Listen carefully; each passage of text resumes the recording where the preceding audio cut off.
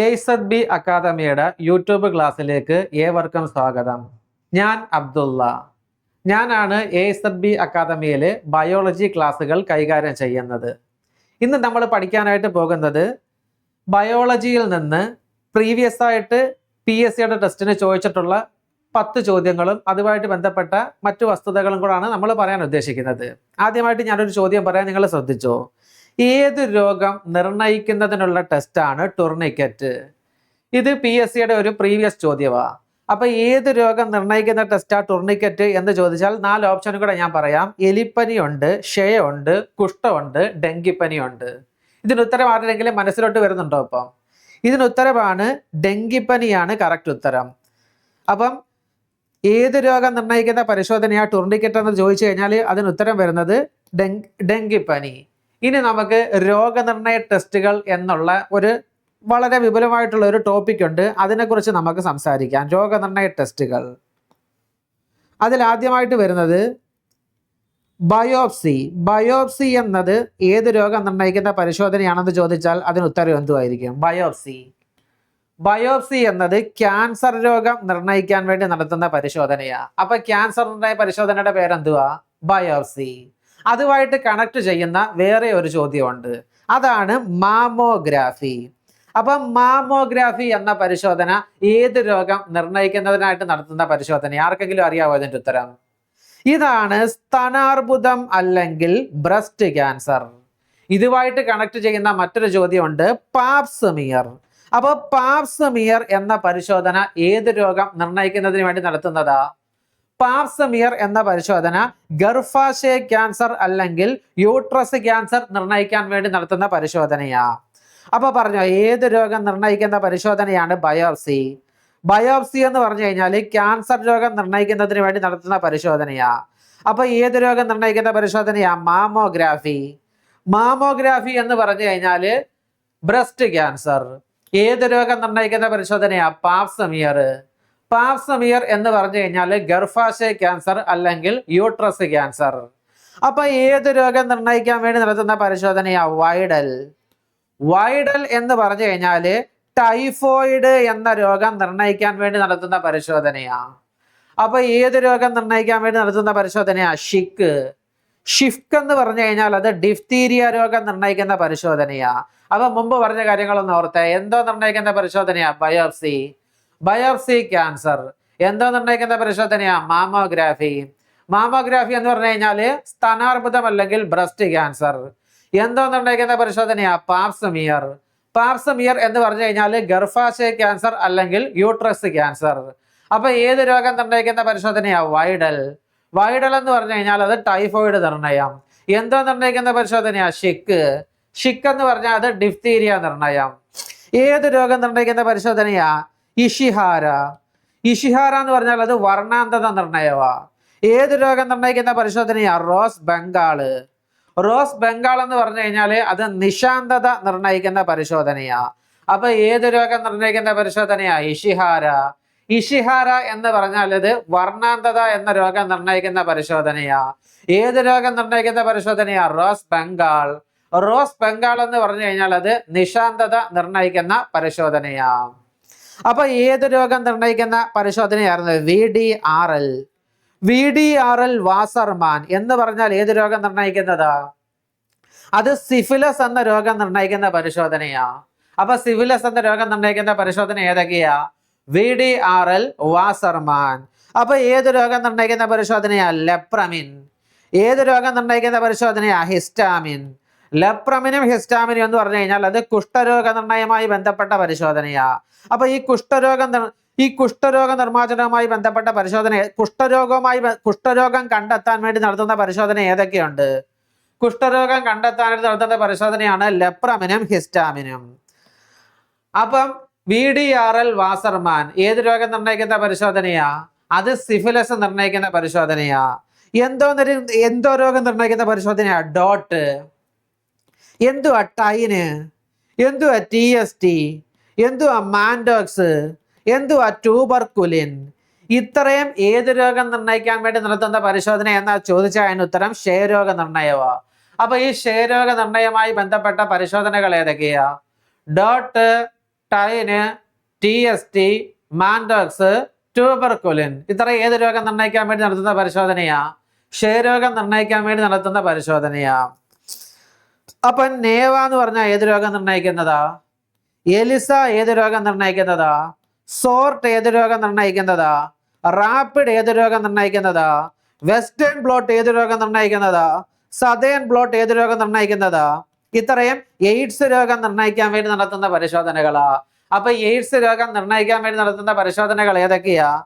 നേവ, ELISA, സോർട്ട്, rapid, western blot, southern blot. ഇത്രയും ഏത് രോഗനിർണയവുമായി ബന്ധപ്പെട്ട പരിശോധനകളാ? ഇത്രയും എയ്ഡ്സ് രോഗനിർണയവുമായി ബന്ധപ്പെട്ട പരിശോധനകളാ. ഇനി നമുക്ക് അടുത്ത ചോദ്യത്തിലോട്ട് പോകാം. രോഗാണു ശരീരത്തിൽ പ്രവേശിച്ചതിന് ശേഷം രോഗലക്ഷണം കാണിക്കുന്നത് വരെയുള്ള കാലയളവ് അറിയപ്പെടുന്ന പേരെന്തുവാ? ഇതിന് പറയുന്ന പേരാണ് ഇൻക്യുബേഷൻ പീരീഡ്. അപ്പൊ ഒന്ന് പറഞ്ഞ എന്തോ ഇൻക്യുബേഷൻ പീരീഡ്? ഇൻക്യുബേഷൻ പീരീഡ് അതിന്റെ ഉത്തരം വരുന്നത്.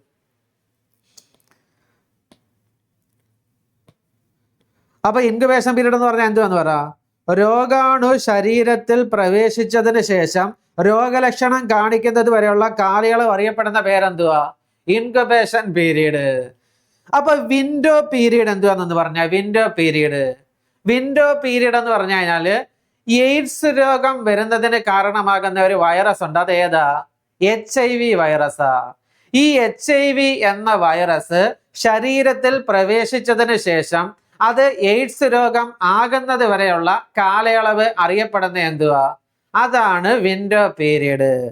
അപ്പൊ ഈ ജ്യോതിസ് എന്ന് പറഞ്ഞാൽ എന്തുവാ? ജ്യോതിസ് സൗജന്യമായിട്ട് ഒരാൾക്ക് എയ്ഡ്സ് ഉണ്ടോ എന്നറിയാൻ വേണ്ടി സൗജന്യമായിട്ട് നടത്തുന്ന ഒരു പരിശോധനാ രീതിയുണ്ട്. സൗജന്യം. അതിന്റെ പേരാണ് ജ്യോതിസ്.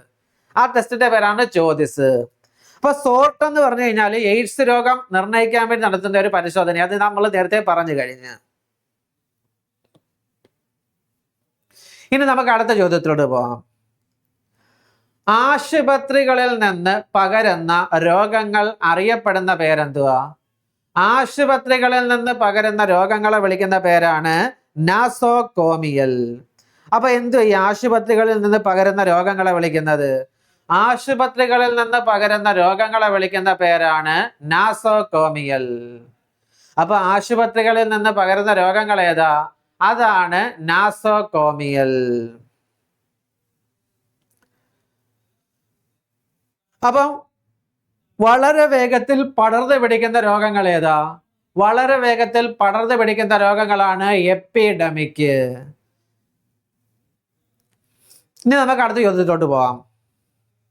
അടുത്ത ചോദ്യം, പരിസ്ഥിതി സംരക്ഷണവുമായി ബന്ധപ്പെട്ട് സൈലന്റ് സ്പ്രിംഗ് എന്ന പുസ്തകം എഴുതിയതാരാ? പരിസ്ഥിതി സംരക്ഷണവുമായി ബന്ധപ്പെട്ട് സൈലന്റ് സ്പ്രിംഗ് എന്ന പുസ്തകം എഴുതിയ ആളാണ് റേച്ചൽ കഴ്സൺ. അപ്പൊ പറ, പരിസ്ഥിതി സംരക്ഷണവുമായി ബന്ധപ്പെട്ട് സൈലന്റ് സ്പ്രിംഗ് എന്ന പുസ്തകം എഴുതിയതാരാ? ആ ആളിന്റെ പേരാണ് റേച്ചൽ കഴ്സൺ.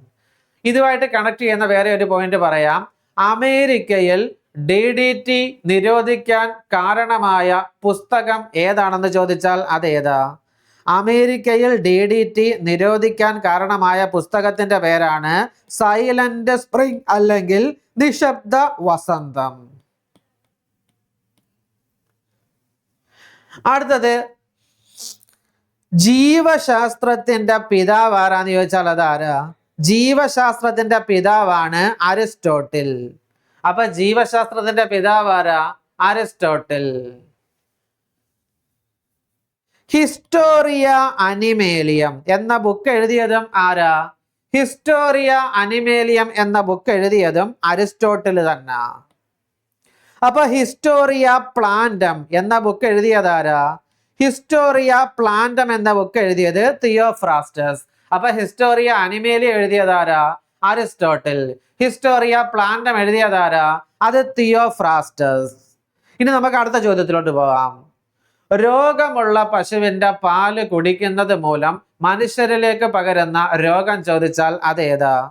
രോഗമുള്ള പശുവിന്റെ പാല് കുടിക്കുന്നത് മൂലം മനുഷ്യരിലേക്ക് പകരുന്ന രോഗത്തിന്റെ പേരാണ് മാൾട്ട പനി. അപ്പൊ രോഗമുള്ള പശുവിന്റെ പാല് കുടിക്കുന്നത് മൂലം മനുഷ്യരിലേക്ക് പകരുന്ന രോഗം ഏതാണെന്ന് ചോദിച്ചാൽ അത് ഏതാ? അതാണ് മാൾട്ട പനി. അപ്പൊ ലോകത്തിലെ ഏറ്റവും വലിയ പശു ഏതാണെന്ന് ചോദിച്ചാൽ അത് ഏതാ? ലോകത്തിലെ ഏറ്റവും വലിയ പശുവാണ് മൗണ്ട് കറ്റാഡിൻ. അപ്പൊ ലോകത്തിൽ ഏറ്റവും കൂടുതൽ പശുവിൻ പാൽ ഉൽപ്പാദിപ്പിക്കുന്ന രാജ്യം ഏതെന്ന് ചോദിച്ചാൽ അത് ഏതാ? ലോകത്തിൽ ഏറ്റവും കൂടുതൽ പശുവിൻ പാൽ ഉൽപ്പാദിപ്പിക്കുന്ന രാജ്യമാണ് അമേരിക്ക. പശുവിൻ പാലിന്റെ ഉൽപാദനത്തിൽ 2ാം സ്ഥാനത്ത് നിൽക്കുന്ന രാജ്യം ഏതാ? അതാണ് ഇന്ത്യ. ഇന്ത്യയിൽ ഏറ്റവും കൂടുതലായിട്ട് ഉൽപ്പാദിപ്പിക്കുന്നതും ഉപയോഗിക്കുന്നതും ഏത് ജീവിയുടെ പാലാ? ഇന്ത്യയിൽ ഏറ്റവും കൂടുതലായിട്ട് ഉൽപ്പാദിപ്പിക്കുന്നതും ഉപയോഗിക്കുന്നതും എരുമപ്പാലാ. ഇനി നമുക്ക് അടുത്ത ചോദ്യത്തിലോട്ട് പോകാം. കൃത്രിമ വൃക്ക വെച്ച് ഡയാലിസിസിന് വിധേയമാക്കുന്ന രീതി അറിയപ്പെടുന്ന പേരെന്തുവാ? കൃത്രിമ വൃക്ക വെച്ച് ഡയാലിസിസിന് വിധേയമാക്കുന്ന രീതിയാണ് ഹീമോഡയാലിസിസ്. അപ്പം 2 വൃക്കകളും തകരാറിലായ ഒരാളുടെ ജീവൻ രക്ഷിക്കാനായിട്ട് യന്ത്ര സംവിധാനം ഉപയോഗിച്ച് ചെയ്യുന്ന ചികിത്സാ രീതിയുടെ പേരെന്തുവാ? അതാണ് ഡയാലിസിസ്. കൃത്രിമ വൃക്ക വെച്ച് ഡയാലിസിസിന് വിധേയമാക്കുന്ന രീതി ഏതാ? അതാണ് ഹീമോഡയാലിസിസ്. ക്ഷയരോഗവുമായി ബന്ധപ്പെട്ട തെറാപ്പി ഏതാ? ക്ഷയരോഗവുമായി ബന്ധപ്പെട്ട തെറാപ്പിയാണ് മൾട്ടി തെറാപ്പി. മൂക്ക് സർജറി ചെയ്യുന്ന പ്രവർത്തനം എങ്ങനെ അറിയപ്പെടുന്നത്? മൂക്ക് സർജറി ചെയ്യുന്ന പ്രവർത്തനം അറിയപ്പെടുന്നതാണ് റിനോപ്ലാസ്റ്റി. ഇനി നമുക്ക് അടുത്ത ചോദ്യത്തിലോട്ട് പോകാം. ഗർസ് രോഗം എന്നറിയപ്പെടുന്ന രോഗം ഏതാ? ഗർസ് രോഗം എന്നറിയപ്പെടുന്ന രോഗമാണ് മിക്സഡിമ. അപ്പൊ ഗർസ് രോഗം ഏതായിരുന്നു?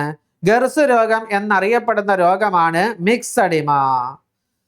അപ്പം മറവി രോഗം എന്നറിയപ്പെടുന്ന രോഗം ഏതാ? മറവി രോഗമാണ് അൽഷിമേഴ്സ്. സ്മൃതി നാശരോഗം എന്നറിയപ്പെടുന്ന രോഗം ഏത് തന്നെ? സ്മൃതി നാശരോഗം ഏതെന്ന് ചോദിച്ചാൽ അതും അൽഷിമേഴ്സ് തന്നെ. അപ്പം മറവി രോഗം എന്നറിയപ്പെടുന്ന രോഗവേദ അൽഷിമേഴ്സ്. സ്മൃതിനാശ രോഗം എന്നറിയപ്പെടുന്ന രോഗവേദ അതും അൽഷിമേഴ്സ് തന്നെ. അപ്പം ഷേക്കിംഗ് പാൾസി എന്നറിയപ്പെടുന്ന രോഗവേദ ഷേക്കിംഗ് പാൾസി എന്നറിയപ്പെടുന്ന രോഗമാണ് പാർക്കിൻസൺസ് രോഗം. മസ്തിഷ്കത്തിലെ വൈദ്യുത തരംഗങ്ങൾ ക്രമരഹിതമാകുന്ന അവസ്ഥയെ വിളിക്കുന്ന പേരെന്തുവാ? അതാണ് അപസ്മാരം. അപ്പൊ ഷേക്കിംഗ് പാൾസി എന്നറിയപ്പെടുന്ന രോഗവേദ ഷേക്കിംഗ് പാൾസിയാണ് പാർക്കിൻസൺസ് രോഗം. അപ്പൊ മസ്തിഷ്കത്തിലെ വൈദ്യുത തരംഗങ്ങൾ ക്രമരഹിതമാകുന്ന അവസ്ഥയ്ക്ക് വിളിക്കുന്ന പേരെന്തുവാ? അതാണ് അപസ്മാരം. അടുത്ത ചോദ്യമാണ് വർഗീകരണ ശാസ്ത്രം അല്ലെങ്കിൽ ടാക്സോണമിയുടെ ഉപജ്ഞാതാവ് ആരാ? 8ാമത്തെ ചോദ്യമാണ് വർഗീകരണ ശാസ്ത്രം അല്ലെങ്കിൽ ടാക്സോണമിയുടെ ഉപജ്ഞാതാവ് ആരാത്? വർഗീകരണ ശാസ്ത്രം അല്ലെങ്കിൽ ടാക്സോണമിയുടെ ഉപജ്ഞാതാവാണ് കാൾ ലിനേയസ്. അപ്പൊ ആരാ വർഗീകരണ ശാസ്ത്രം അല്ലെങ്കിൽ ടാക്സോണമിയുടെ ഉപജ്ഞാതാവ് എന്ന് പറയുന്നത്? അതാണ് കാൾ ലിനേയസ്.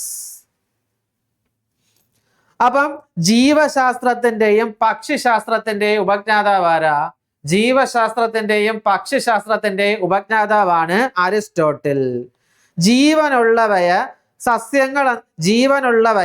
സസ്യങ്ങളെന്നും ജന്തുക്കളെന്നും 2ആയിട്ട് തരം തിരിച്ച ശാസ്ത്രജ്ഞനും ആര് തന്നെ? അതും അരിസ്റ്റോട്ടിൽ. അപ്പൊ ജീവശാസ്ത്രത്തിന്റെയും പക്ഷിശാസ്ത്രത്തിന്റെയും പിതാവ് അരിസ്റ്റോട്ടിൽ, ജീവനുള്ളവയെ സസ്യങ്ങളെന്നും ജന്തുക്കളെന്നും 2ആയിട്ട് തരം തിരിച്ചതും അരിസ്റ്റോട്ടിൽ.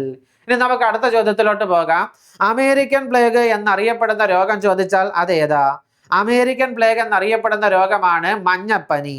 അപ്പൊ കോഴി പ്ലേഗ് എന്നറിയപ്പെടുന്ന രോഗവേദ കോഴി പ്ലേഗ് എന്നറിയപ്പെടുന്ന രോഗമാണ് പക്ഷിപ്പനി. അപ്പൊ കോഴി പ്ലേഗ് എന്നറിയപ്പെടുന്ന രോഗവേദ അതാണ് പക്ഷിപ്പനി. സ്ലിം രോഗം ഗ്രിഡ് രോഗം എന്നറിയപ്പെടുന്ന രോഗവേദ അതാണ് എയ്ഡ്സ്. അപ്പൊ സ്ലിം രോഗം ഗ്രിഡ് രോഗം എന്നറിയപ്പെടുന്ന രോഗവേദ അതാണ് എയ്ഡ്സ്. അപ്പൊ കർഷകരുടെ രോഗം എന്നറിയപ്പെടുന്നത് ഏതാ? കർഷകരുടെ രോഗം എന്നറിയപ്പെടുന്ന രോഗമാണ് എലിപ്പനി. ഇനി നമുക്ക് അടുത്ത ചോദ്യത്തിലോട്ട് പോകാം. മനുഷ്യ ശരീരത്തിലെ ആന്തര സമസ്ഥിതി പരിപാലന കേന്ദ്രവേദ മനുഷ്യ ശരീരത്തിലെ ആന്തര സമസ്ഥിതി പരിപാലന കേന്ദ്രമാണ് ഹൈപ്പോതലാമസ്. അപ്പം മനുഷ്യ ശരീരത്തിലെ റിലേ സ്റ്റേഷൻ എന്നറിയപ്പെടുന്നതാരാ? മനുഷ്യ ശരീരത്തിലെ റിലേ സ്റ്റേഷൻ എന്നറിയപ്പെടുന്നതാണ് തലാമസ്. അപ്പം ആദംസ് ആപ്പിൾ എന്നറിയപ്പെടുന്ന മനുഷ്യ ശരീരത്തിലെ ഗ്രന്ഥി ഏതാ? അതാണ് തൈറോയിഡ് ഗ്രന്ഥി. അപ്പം മനുഷ്യ ശരീരത്തിലെ റിലേ സ്റ്റേഷൻ ഏതാ? തലാമസ്. ആദംസ് ആപ്പിൾ എന്നറിയപ്പെടുന്നതാരാ? ആദംസ് ആപ്പിൾ എന്നറിയപ്പെടുന്ന ഗ്രന്ഥിയാണ് തൈറോയിഡ് ഗ്രന്ഥി. നമ്മളിപ്പോ 10 ചോദ്യങ്ങളെ കുറിച്ചും 10 ചോദ്യങ്ങളും അതിന്റെ ആൻസറുകളും അതുമായിട്ട് കണക്ട് ചെയ്ത് PSC ചോദിച്ചിട്ടുള്ള ചോദ്യങ്ങൾ നമ്മൾ പറഞ്ഞു കഴിഞ്ഞ്. നമ്മളിപ്പോൾ 2027 LDCക്കായിട്ട് നമ്മൾ AZB ക്ലാസ്സുകൾ ആരംഭിച്ചിട്ടുണ്ട്.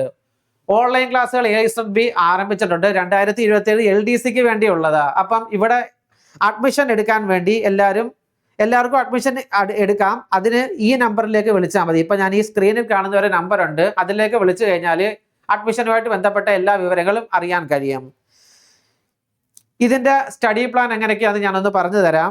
Daily study plan, live and record class, daily mock test, special CS sections, mentorship support, special revision sections, motivation sections, combined study, എല്ലാ കാര്യങ്ങളും ഇവിടെ അവൈലബിൾ ആണ്. അപ്പം എല്ലാവരും അഡ്മിഷൻ എടുക്കുക, ഈ നമ്പറിൽ കോൺടാക്ട് ചെയ്യുക. ഇന്നത്തെ ക്ലാസ് നമുക്ക് അവസാനിപ്പിക്കാം. Okay, thank you.